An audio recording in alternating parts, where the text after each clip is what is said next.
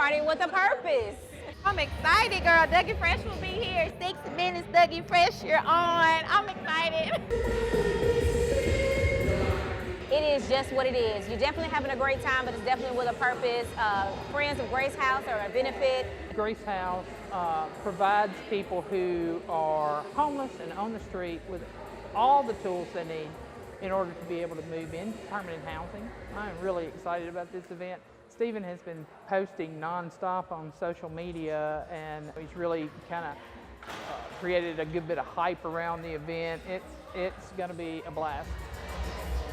We got to remember that while we're out having a great time and doing different things, you got a lot of less fortunate people who can't do that. So we want to make sure that we remember them and bring them along with us on this journey and making sure that they're good to go as well.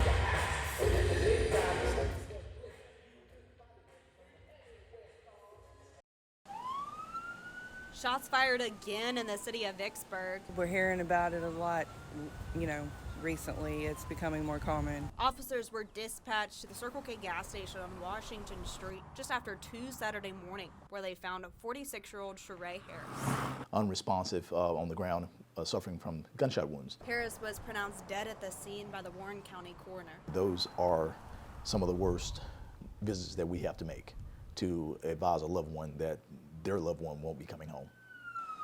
Investigators say a fight broke out, which they believe resulted in the deadly gunfire. 2 individuals, a 35 and 39-year-old, were taken into custody of the Vicksburg Police Department for questioning. There's no need to pull out a gun just because you have altercation with someone. Vicksburg resident Aubrey Nolan says some of her family lives on Washington Street, and she fears for their safety. So what are these people doing out at 2, 3, 4 in the morning? Fighting in the streets and shooting guns. Another shooting broke out earlier in the month at Jock Sports Bar parking lot. 4 security guards intervened when someone with a gun tried to get inside the club. It's going to take our citizens and our community to step forward and do better at conflict resolution and not resort to violence when we have disputes between each other. Reporting in Vicksburg, Grayson Gordon, 16 WABT News.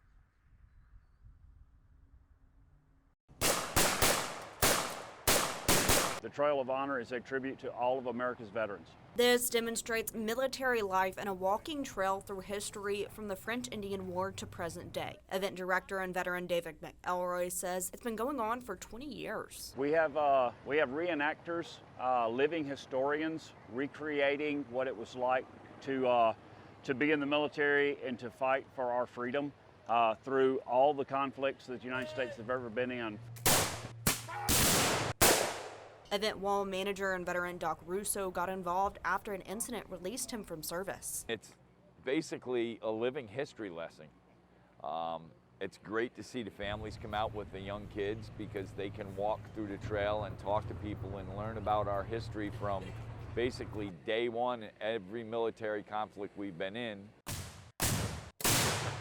This event attracts over 35,000 visitors each year. To see these people come out and the patriotism, the support, the appreciation, and the understanding of the price that was paid for our freedom. Reporting in Jackson, Grayson Gordon, 16 WABT News.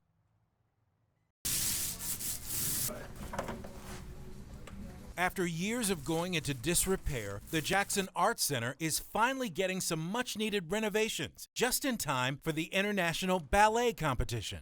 I'm just very thankful that this is happening. It's much needed. According to Jackson City leaders, the Arts Center of Mississippi is a cultural complex shared with the City Planetarium and Thalia Mara Hall. Leaders say the building has faced several issues in the past and was scheduled to be renovated a few years ago, but the pandemic put a pause on the plans. We had broken windows, barely a bathroom that worked, and it was in very, very much disrepair. It was a place that nobody wanted to come before. It just was not acceptable for any kind of traffic.